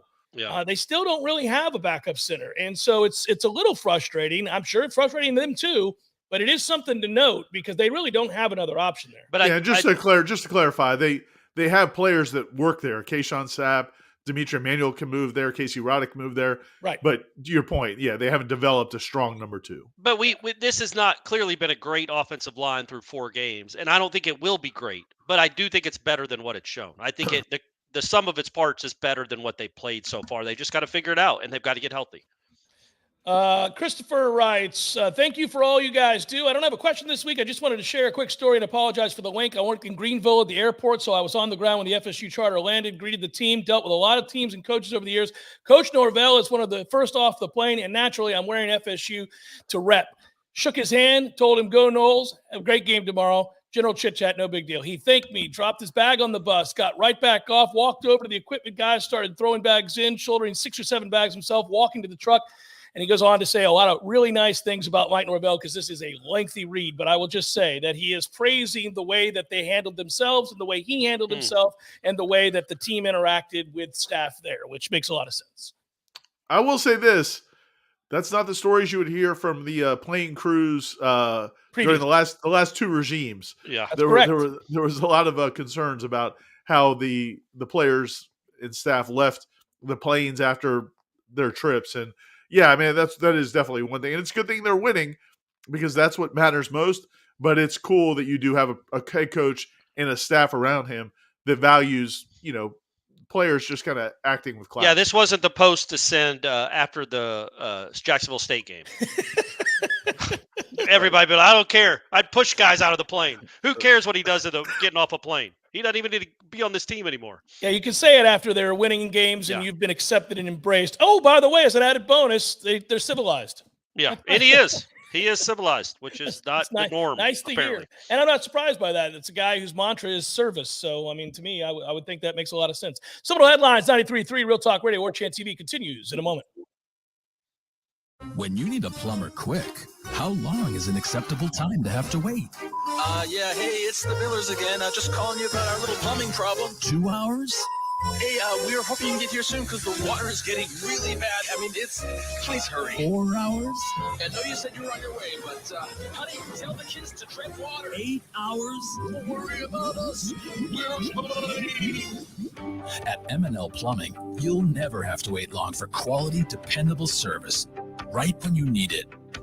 At M&L Plumbing, we listen to our customers, and our qualified technicians aim to achieve 100% customer satisfaction. So the next time you need plumbing work or repairs, think of the name M&L Plumbing, your local plumbing experts, commercial or residential. Give us a call, 850-575-9393, or visit us online at mandlplumbing.com. M&L Plumbing, for all of your plumbing needs. At Epps Decorating Center, we're your locally owned Benjamin Moore retailer. We're your store for quality with brilliant and durable paints in a variety of sheens and thousands of colors. We're your store for service with one-on-one advice for contractors and homeowners. We're your local experts, and we're here to help with all your painting projects. Benjamin Moore, available at Epps Decorating Center with 2 locations in Tallahassee. Find a store near you and visit EppsDecorating.com. That's EppsDecorating.com. The leaves are starting to fall, the temperatures will start to fall, and the prices are falling right now at Pinch a Penny Pools and Spas. Incredible dealer discounts up to $5,000 are available on all hot spring spas, the industry leader in hot tubs and spas. If you've never experienced the sensation and relaxation of having your own hot tub in your backyard on a cool evening, you're truly missing out. The cold months are coming, and now's the time to set yourself up for the best winter season you've ever had. Plus, you'll gain the added health benefits of reduced stress, relief of sore muscles, and better sleep. You'll feel so relaxed after a nice soak in your new hot spring spa. You'll experience some of the best sleep of your life. Head over to Pinch a Penny Pools and Spas on Greer Road and check out their huge showroom packed with the best selection of hot tubs and spas available. And ask about getting up to $5,000 in discounts, low interest financing, and a free accessory to make your hot tub dreams come true. If you're ready to relax, Pinch a Penny Pools and Spas is ready to show you how. There's fun to be had every night at the Corner Pocket. Take home prizes on Trivia Tuesdays and Beer Bingo Thursdays. And kickstart your weekend with Martini Fridays. Plus, happy hour runs every weekday and game day specials every time the Noles take the field. Watch all the best games at the Corner Pocket's Vegas Wall, featuring 560 inches of flat screen TV heaven. Oh, really? The best food, the best drinks, and the best place to watch all the games. Tallahassee loves the Corner Pocket. Wooden Glass has been taking care of business since 1945. When you call Wooden Glass, you're dealing with experienced, reliable professionals who offer only the best. Like Wooden's top-of-the-line bath enclosures that provide style and luxury at an affordable price. Eye-catching storefronts are a specialty at Wooden Glass. We'll help you design it and install it. Wooden Glass, the first name in glass replacement. Call 222-5781. Life is stressful. Dinner shouldn't be. That motto is why Register Sausage has been doing business in the Florida Panhandle and Lower Alabama for over 75 years. A proud sponsor of Seminole Headlines, Register Sausage always provides the best Southern smoked sausage to over 140 grocery stores and restaurants throughout the Southeast. Headliners have discovered the Register's difference. You can too. To find a store that carries Registers near you or to buy directly, head to registermeats.com. That's registermeats.com. Register Sausage. Yay, sausage! Seminole Headlines returns now. Head to YouTube and search for Warchant TV today to catch the show live or on demand. Now, here's Jeff Cameron, Ira Schofel, and Corey Clark. Once again, another reminder, and if you would, Director Matthew, once again, go ahead and plaster that event notification online. For those driving around and can't see it, I will remind you tonight at the Hotel Indigo there in College Town, we are going to be having a little fun, party with a purpose, and that will include guest appearances from Jordan Travis, Trey Benson, and Keon Coleman for the second part of the show. The first part of the show is just a little old me and Tom answering questions. It's a Q&A about FSU football for those of you with tickets. It's a dinner. It's a buffet starting at 6 o'clock, full cash bar, and all proceeds go to the Children's Home Society of Florida. Tickets are just $40. Ticket link is in the Warchant TV chat there. You can see. So, it's a good thing, and you will have a chef-inspired dinner buffet, full cash bar, football talk with me and Tom, photos with Keon Coleman, Jordan Travis, and Trey Benson as well, and all proceeds go to charity. That charity is, again, the Children's Home Society of Florida. 100% of the money goes to them, 100%. No profit for Hotel Indigo, no money here, nothing like that, nothing for the players. It all goes to Children's Home Society. Let's keep it rolling. Let's get back to the questions, boys. I like this one just because it could be fun. If FSU gets a Trans Am to escort the equipment semi for road games, would Ira dress up as the bandit and drive it? So, yeah, I suggested that a couple weeks ago as they were trucking to Boston College, that it would be cool if FSU had a blocker, had a Burt Reynolds Trans Am to ride with them. And it seemed like a lot of people like that idea.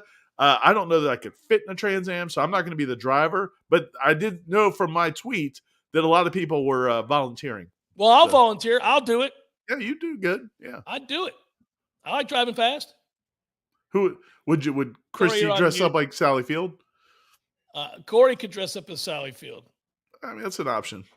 Corey's not on. Corey's muted. And you're not even sick. What are we doing, dude? Did you touch something, Corey, during the break? No. All right, Matthew, figure this out. Here we go. Ira wants to talk more today. You can tell. He can't wait to talk more. I would, by the way, be happy to drive that car. Can you speak now, Corey? No. Okay. Next question. Do you think we're going to be the main feature on College Game Day before the ACC championship is played?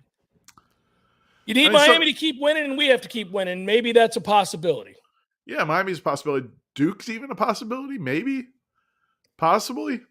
We'll have to see. Corey, maybe you should log out and log back in. That's an idea. Yeah, he's just talking to air. Nobody can hear him. Who's got the semi with the chorus, writes Life Spectator. Yeah, well, that would be nice, too. You got to have that along for the ride. Central Florida Noel writes, UF and Miami have shown signs of life. Which one has a better chance to beat us this year, and which one has better long-term prospects with their current coach? So I took some heat, Ira, at the beginning of the year, especially after Florida lost to Utah, by saying that I thought Florida would be better this year, that I didn't like their quarterback situation at all, and I thought their offense might struggle, but I thought defensively they were pretty sound, and I think that's accurate. I think Shut up, Jeff. Nobody wants to hear from you. I think my description is accurate about them. I think they're going to play good defense, and that game's on the road. So I would say that I'm a little bit more nervous about that game on the road at the end of the year. Yeah, I mean, it's definitely concerning, the fact that they've shown. I don't know. I mean, they look better than the 6.5, whatever 5.5 or 6.5, whatever their win total was going into the year. And Graham Mertz, I mean, played well. He's played well at times. So we'll see. But yeah, Miami, we'll see what Miami looks like in November. But yeah, going to Gainesville is always tough, and they seem to have a pulse. Well, and if you're struggling to block it up, I think that that'll cause some problems. I mean, that's a problem really in any game we play. That's why you got to see that get fixed moving forward. So the joke I made, Jeff, is that if Ira was driving the Trans Am, you could have been as Sally Field. Oh, well, I was going to make kick you your legs Sally up Field when I'm the bandit. Oh, okay. You're the bandit and Ira's the Sally Field. Oh, that's But better you don't image have anyway. to wear the wedding dress and get changed and all that, which is the great thing. He said you'd be the Sally Field. Oh no, I'm not the Sally Field. I'd be I'd be driving the truck with I bring Nico, my dog. With the dog, yeah. That's a good point. That's better. Next question. By the way, Corey, are you more worried about Miami or Florida? Right now, Miami. Okay. Congrats, gentlemen. We're 4-0, writes Alejandro. We all have talked about Travis's misses. Did anybody else notice early in the game he hit his finger on a helmet? I'm sure that affects him gripping the ball. Could that have been part of the problem with his accuracy? Yeah, I didn't notice it in the moment. I noticed it watching the replay that they were spraying his hand or his finger came down on something, and he was Molly McGrath. Is that who the sideline person was? Yeah, she brought it up during the broadcast that he had hurt his hand. So yeah, maybe, but it wasn't like he was throwing. It's funny. It wasn't like he was throwing it all over the lot like just a spray gun. He was missing, but he wasn't missing by yards and yards. Like he overthrew Keon by half a yard. That Jaheim Bell, I'm not even going to call that an overthrow. That's a great throw. He made some nice throws. The ones that I had a problem with was he's rolling out to the right, just lobbing it down the sideline to Johnny, like giving him no real chance to make a play and not tucking it and running it or himself. Those were the only really problems I had with Jordan. He's had some deep ball issues this year. He's better at those throws than he's shown this year. He threw the ball deep last year very well, and he's not throwing it as well this year. I think it's probably the injury.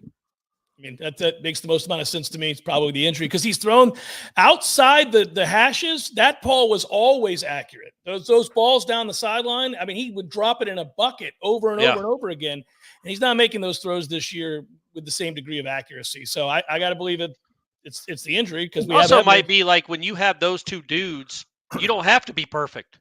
You tell yourself, I just got to get it up in the air near them. Yeah, I don't have this. Isn't Pokey or Keyshawn I'm throwing to, where I have to put it or Ja'Kai. These guys go make plays like that. I don't just have to place it in their arms like a newborn baby. Justin writes, which would you have preferred going into the game? 1, a win at Clemson. 2, watching Dabo trip and roll down the hill. 3, watching a grass sniper get Dabo as he pulls both hammies mid-sprint onto the field. Love you guys. That's from Justin B. Thank you, Justin B. I wanted the win, but I have always rooted for a fall down that hill of multiple players and coaches. And, of course, I root for Dabo to pull a hamstring every time he runs onto the field. Well, and Brady brought this up because he had never seen it, so I made sure him and Stephanie got in the stadium early to see it because it's a cool thing to see once, I guess. But he's like, if he falls going down that hill, it's going to cause a pileup. Yeah. Because all the players aren't going to know he's falling. They're running full speed, and then they see him at the bottom, and they're going to try to avoid him, and it becomes like a 40-car collision, which we're all rooting for that at some point in our lives. Because whoever Clemson's next coach isn't firing down that hill like Dabo Swinney. He's going to walk down it because he's going to be a normal person. But Dabo sprints like he's a player, which gives you the chance that if he takes a false step, buddy, it could be chaos. I keep waiting on it. I'm shocked it hasn't happened. I don't care what kind of shape you're in. You could be in fantastic shape. As you enter your 50s, things just hurt for no reason. Muscles pull for no reason. It's going to happen. And if Mike Norvell's not careful, it's going to happen to him too. He's already pulled a hamstring once before running in that sprint at practice. I know nobody cares about the coach pulling a hamstring because, frankly, I get more worried about the defensive lineman he's racing. Didn't Jimbo pull the hammy in the national championship game, didn't he? Yeah. He did. Running down was it Kermit or Kermit's play, right? Kermit or Rashad? One of the You saw Jimbo on the field this weekend? How about that? Dude, that's incredible. And what would have happened if the kid would have run into him? It'd been a penalty, first of all, but but it wouldn't have been a touchdown. I don't know how that rule works. It should be. Right, but I don't know if you just assume that it's going to be a touchdown. I know that if a player or a coach ever purposely trips somebody from the sideline or anything like that, it is a touchdown.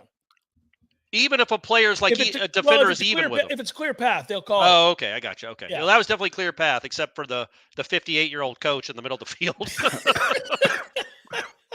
Trey writes, would you guys rest Jordan Travis after the first touchdown against Virginia Tech to help the healing process? Could the other QBs be trusted to carry us to victory in that situation? No. So I think, and again, I'm not a doctor, guys. You may think I am, but I don't think I'm actually not a doctor. I know you need to go see one. I do, but I think the fact that he was able to practice all week and play, and the fact he's practicing today during a bye week makes me feel like it's something that's going to get better just with time. It doesn't need to completely, because it's not throwing shoulder. So I think he's going to get better. Again, if it was something that rest would dramatically help it, I don't think he would have been practicing as much as he was today, and he did everything today. So I think my point is, I've talked to people that seem confident that he's going to get back to full strength, and I think that there's signs of that. It would be nice, though, right, Ira? I would definitely not just rest them early. No chance. Take this game seriously. Right. You just almost lost to Boston College. I know that you should beat Virginia Tech by 4 or 5 scores, but don't give your team any hint that you're not taking the game seriously. But at the same time, get your butts out to a big lead so you can rest them. That'd be a nice change of pace from the last 2 weeks. I don't think there's any question you'd like to get off to a good start. That's a bad team. That poor program has really taken a nosedive. It's hard to imagine how bad Virginia Tech as a program has turned into. It's crazy to think about where they were. They were the belle of the ball for like 4 or 5 years there when they first came in. Yeah, and they were the other reason that you could kind of bow up. And when you talked about ACC football, you're like, all right, well, Florida State, Clemson, Miami, and Virginia Tech. That's what you would always say them. But now you never bring them up at all. You'd much prefer to say North Carolina. Or something like that, because it's just nuts to see how bad they've gotten. Gentlemen, with the Noles being 4 games in, how fixable are the issues in the run game? Is this something that can be fixed midseason, or should Mike develop the team's identity into a pass-first offense? Well, I talked about that, Logan. Thanks for your question. I talked about that in the first hour and how that might be an option to be a pass-heavy team and then pass to set up the run as opposed to running to set up the pass. He wants to run. He's always going to want to run, and I would too. I think most coaches want to have a semblance of the run game. One thing's for sure, Corey, you pointed out how good Clemson's defensive line is. I agree with you, how good they are. I think the defense as a whole there at Clemson's very good. Florida State has some games coming up now against teams that don't have that personnel. So they might magically fix the running game when they face kind of like they did when they weren't very good or crisp against Southern Miss and still scored 66 points and did anything they wanted. Yeah, Go ahead. I was going to say, and I think that it does help, man. You get a week off, and then you have 3 straight home games. I know Duke has a very good defense, and I know Duke will be coached exceptionally well, but they don't have the dudes up front that Clemson has. They just don't. So you should be able to exert your will more. I'll also say this. I don't need to see another 2nd and 10 run the rest of the season. Don't need to see it. Got a lot of them, buddy. Got a ton of them. It's all you're doing is saying, hey, Jordan, 3rd and 9, go get them. Or 3rd and 11, go get them. Like, why do that to yourself? I get you want to try to make sure they're not just peeling their ears back the whole time, but you have a bad play on 1st down. You know you can't run the ball in this team. Why then run the ball on 2nd down? They did it so many times in that game. I like the idea of peeling your ears back. That's it's a different twist. You don't pin. Yeah. Some people pin. Those guys are idiots. You peel them back. You think about the how faster you can run if you didn't have ears. Yeah, just flop them right off before you get to the back. One thing I wanted to say real quick though on the running game. So when I did the story during the summer, I interviewed Atkins and Gabe Fertitta, and who's the analyst, and also Cooper Williams, who's the GA, about like what makes what they do special and why have they been successful. And one of the things that the 2 staff members talked about Atkins, they said he's very good at figuring out like what guys can do and adapting to them. So we touched on it earlier. I mean, I really think you're going to see some differences going forward about, what they're asking guys to do. It's not just about, I think one of the complaints a lot of people had, maybe including us, had about the Rick Trickett era was that it felt like Trickett was like, this is what we're going to do. but you got to figure out how to do it. I think Atkins does a good job of adapting to his personnel, so I think we'll see that. I hope so. And certainly if Jordan gets healthy and they're able to run him some too, that will loosen things up a little bit. I'm wondering if the lack of attacking the middle of the field is playing into the run game not working as well, writes Michael. How often would we play action and throw right above linebackers last year? The hesitation the linebackers face might be the difference between 2 and 20 yards gained. It's not a bad point, certainly. I don't have a problem with that. It's just not there. I don't think Jordan is eschewing wide open guys in the middle of the field. It's just defenses aren't having to respect. Now, he has a couple of times, but I don't think in this game. There's some evidence to suggest he's not looking for it either. If you're watching the All-22 from this game, I don't think you're going to see, Destin Hill doing jumping jacks in the middle of the field. It's not there necessarily because, again, they just don't respect him pulling it. If they don't establish a running game, then if they can't do it by traditional means, or if he is banged up, I say go full Washington, man. Go Washington Husky football, man. Throw it 50 times and a half. I mean, that kid's going to throw for 7,000 yards, apparently, and his whole receiving core is going to have 1,200 yards receiving. And they're efficient doing it, by the way. Yes. You can be – the modern game, you can do it. The rules are in your favor. As long as you can keep your quarterback upright, right? You can do it. And that might be a big if right now. Nate writes, not a question, but a fun stat to marinate on. FSU's offense has tallied 60 plays of 10-plus yards, good for 12th in the nation. However, the defense has also given up 60 plays of 10-plus yards, checking in at 124th. Have fun figuring that out. It's a weird team right now. You can find a lot of weird stats for this team. They've given up 60 plays of 10-plus yards? Yeah, those numbers seemed a little off on both sides. I don't know that does seem off. Look, yeah. They've given up more big plays than they have in the past. Without question. I don't know that it's that much, but it could. Hey, They might have had 60 plays of more than 10 yards against Boston College, Ira.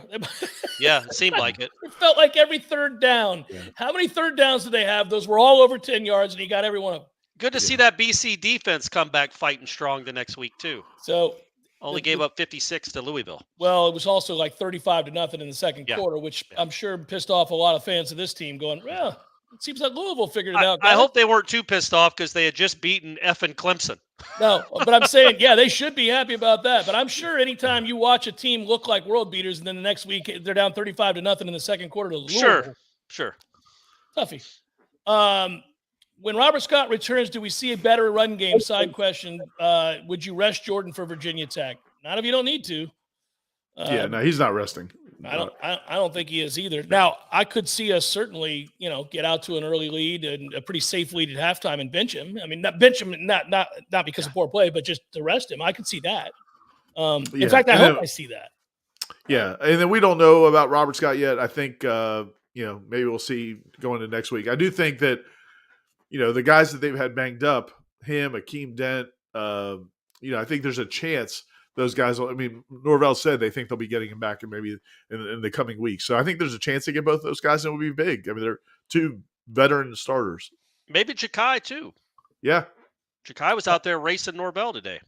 Well, hopefully everybody's back. And he won. If you're wondering, he did beat Norvell in the race. I was going to say, I would guess there's no chance that Norvell won that race. We got to take one more break, guys. Hang in there. We'll wrap it up momentarily. Hang in there, Ira. Almost done, baby. Almost got it to the finish line. Seminole Headlines, 93.3 Real Talk Radio, Warchant TV. Our local news now. A Tallahassee police officer was hospitalized Monday morning after being shot during an overnight home burglary investigation. Originally, the Tallahassee Police Department responded to the 2300 block of Sandpiper Street around 2:30 a.m. in regard to a residential burglary involving multiple armed suspects. Responding officers interrupted a targeted drug-related home invasion robbery. A suspect was seen fleeing the scene, and TPD gave chase, and during the foot pursuit, another suspect came out of the residence and started shooting, hitting one of the officers. The injured officer was taken to a local hospital with serious injuries and taken immediately into surgery. The officer is in critical but stable condition. So far, 3 suspects have been involved, but no arrest has been made. Per TBD policy, all officers involved in the shooting have been placed on administrative leave while the investigation is underway. An award of $10,000 is offered for information to help TBD arrest the suspects. This is Rachel Anay with your Real Talk 93.3 local news update, brought to you by Macklemore Systems, Tallahassee's go-to Mac store. Check them out online at MacklemoreSystems.com. This is meteorologist Paul Trombley with your Real Talk 93.3 weather update. Isolated thunderstorms likely this afternoon. Otherwise, cloudy skies expected. Highs level off around 81. Winds out of the east, 5 to 10 miles per hour. Chance for isolated thunderstorms tonight. Lows dip down to about 71. Cloudy skies expected. Scattered thunderstorms again tomorrow. Highs level off around 81. Cloudy skies. This report is brought to you by The Lawn Johns. For all your landscaping and lawn care needs, visit thelawnjohns.com. Right now, 73. Your body is a masterpiece designed to heal itself from within. Learn how to maximize your health by tuning in to Phenomenal Health with me, Dr. Ryan Finn. Saturdays at 2:30. Experience true health today and call Finn Chiropractic at 386-7700. Hi, this is Justin Colvin, founder of the Medicare Help Desk. I routinely speak to seniors who are overwhelmed by the multitude of coverage options available to them. That's why I created the Medicare Help Desk radio show. Tune in every Sunday at 11:30 a.m. where I provide clear answers to all your questions about Medicare. Attention radio listeners, this is a Foodies Takeout and Delivery new restaurant alert. Now available for takeout and delivery from foodiestakeout.com. The Hawthorne Bistro, Jerry's Love on a Plate, Coach's Pizza, Munchie's Pizza, Red Eye Coffee, Lofty Pursuits, OG Subs, Dave's Pizza Garage, Sakura Sushi, and many more. Find a complete list of locally owned restaurants offering takeout and delivery at foodiestakeout.com. That's foodiestakeout.com. Don't just shop local, order local. Many orthodontists in Tallahassee can straighten a smile, but at Birch Orthodontics, they're dedicated to providing the finest care possible. The experienced and friendly staff is trained in all of the latest techniques. So whether you need standard treatment like braces or Invisalign, or you have a more complicated case requiring extra attention, Birch Orthodontics is here for you. Set up your free consultation today by visiting birchorthodontics.com, BURCH orthodontics.com, or call 850-877-1692. At Birch Orthodontics, they create beautiful smiles that last a lifetime. Seminole Headlines returns now. Head to YouTube and search for Warchant TV today to catch the show live or on demand. Now, here's Jeff Cameron, Ira Schofel, and Corey Clark. Corey, you're going to like this one, buddy. Trevor writes, not a question, but I went to the beach last weekend with my family, and there was a box fan in the closet at the Airbnb, and I proceeded to tell my wife how Corey Clark cannot sleep without one of those. I'm just guessing it's a potential sponsor idea, guys, if his spray tan route doesn't work well. Speaking of, Ira, spray tan is going to be coming soon. I think I'm going to have one this next week. I knew you've been asking about it. Because, look, when you start to develop muscles – they don't pop as much unless you have a tan. Jeff, you know that. You remember that from when you had muscles in Florida. Yeah. Back when you were in high school, I mean. Yeah, I still have plenty of muscles, Corey, but I would tell you also that nobody wants you to get a spray tan. Well, two people do. Me and Stephanie. That's all that matters. It's just her and I hold hands into the sunset. Stephanie was walking around saying you should get a spray tan. No, she actually looked at me weird when I brought it up. It doesn't matter. I'm on my own journey. It doesn't matter. There's one guy. It's you. Me against the world. It's you and you alone. But back to the box fan. Ira, what do you sleep with in a hotel? Nothing, right? You don't bring anything for noise? Nope. What time do you usually wake up in a hotel on a Saturday? I mean, the problem is I wake up at 7 at home too, 6:30 or 7 at home. Do you have a fan at home? We do, but it's not a loud fan. I mean, maybe try something else. It's not working for you. Why would anybody get up at 6? And I know you had to for Clemson, but it'll be a night game in Miami, and you'll still be up at 6:45 and not be able to go back to sleep in a hotel. I guess I don't have a great desire to sleep till 9. I don't know. Good call, Ira, because you're a grown-up. Yeah, he's got to watch game day. He's got to see who the guest picker is. You got things to do, life to live. Yeah, not laying in that bed. But then at 10 o'clock p.m., he's on his last legs. Meanwhile, Clark is a typing fool. Oh, boy. Oh, yuck. I'm going to let Ira go. Go ahead, buddy. That's it. That's a wrap. Get out. Get out, Ira. I can't look at him anymore. Done. I can tell he's hanging on by a thread. I could tell it last segment. Get out of here, dude. Go lay down. He's done, Corey. Finally, you and I. Let's get last couple in here if we can. By the way, how mad was he about Aslan? It's funny. I loved it. I just sat back and took it all in. Yeah, it's something. What a way to start the show after Clemson. There's always two sides to every story, man. I knew I he was ready to say his piece, right? Grant wanted to know, was there any way that we could have smashed Howard's rock? Instead of the rock they brought in? Yeah, there probably would have been a fight. But I think you could have. I mean, who's protecting it at that point? Probably one security guard, and you have 100 football players? Didn't that thing suffer from vandalism years and years and years ago, and they caught a former player doing it? Maybe that sounds vaguely familiar, something like that. I think it does. I think that happened at some point. I also feel like if you have really strong dudes, all you got to do is pick it up out of whatever's holding it and roll it down the hill. That's half the battle, and then just bust it right there on the hill. Just start busting it. Jonathan writes, the fact that we're 4-0 with the country's best resume to date, despite the starters playing at a grade of C to B- level, except for one half, can be best explained by A, culture, B, player belief, C, talent, high ceiling, D, coaching and messaging. Well, those are very similar things, but at least in terms of messaging and culture and coaching, they're all kind of infused together there. I do think they're obviously mentally tough, Corey. I think they're clearly mentally tough. They have not, I'll just say it again, they have not played all that well. They haven't. And yet they're 4-0 and they've beaten LSU and Clemson. I think to say they hasn't played all that well, I think dismisses even a 28-0 run in a sleepy nooner when half your team is sick. Because they did play well in that moment, is what I'm saying. They played well for a stretch. What they have not done is strung it all together. Because even against Clemson, I mean, they finished the game on a 24-7 run. Like, that's playing well in that building. I think it's playing well on one side of the ball. I thought, listen, what'd they score in the second half on offense? Three. The first drive of the half, yeah. Yeah, they didn't play well on offense at all. Right. They couldn't run the ball to save their life. Jordan was inaccurate. They didn't play well. Yeah, but yes, correct. It's almost like when you tell somebody, I'm not a big fan of Mumford and Sons. It makes it sound like you hate Mumford and Sons. When in reality, I'm just not a big fan of them. Like, I appreciate them. They're fine, but I'm not a big fan of them. And I think with this, when you say they don't play, and I'm talking about not you, everybody, when you say a team hasn't played well, it makes it sound like they played horribly, and they haven't. They can play better. They can play a lot better, and I think everybody knows that. And that's the reason for the consternation, because there is. But it's also the reason for the confidence, right? Or the way the excitement, the way you want to look at it, I guess. I just get excited because I think they will play better. I think the thing to be excited about is that your culture's at a place to the questioner's spirit of his message there. Yeah. I think that the culture's at a place, and the talent clearly is at a place where you can win games and not play well. And you can win games against Clemson and not play well. That's really remarkable. Now, and again, when you say not play well, you're not saying they played horribly, because they didn't. That's what I guess that was the point I was trying to make. When somebody says you didn't play well, it doesn't mean you played horrible. It just means you didn't play your A game. You played a B- or C game. Know this, Corey, moving forward, because I think sometimes, and I want this for other people who hear me do it, and I want them to understand it. Once you established you had elite players, and we think they have 10 to 12 NFL draft picks on this team right now. Okay, for the upcoming draft, not 4 years from now. Yeah, right. Yeah. Okay. Once you establish that, and you've got a veteran quarterback, and you've got stud receivers, and you've got elite tight end, once you've established that, you're now held to a standard of excellence that you're aspiring to play to.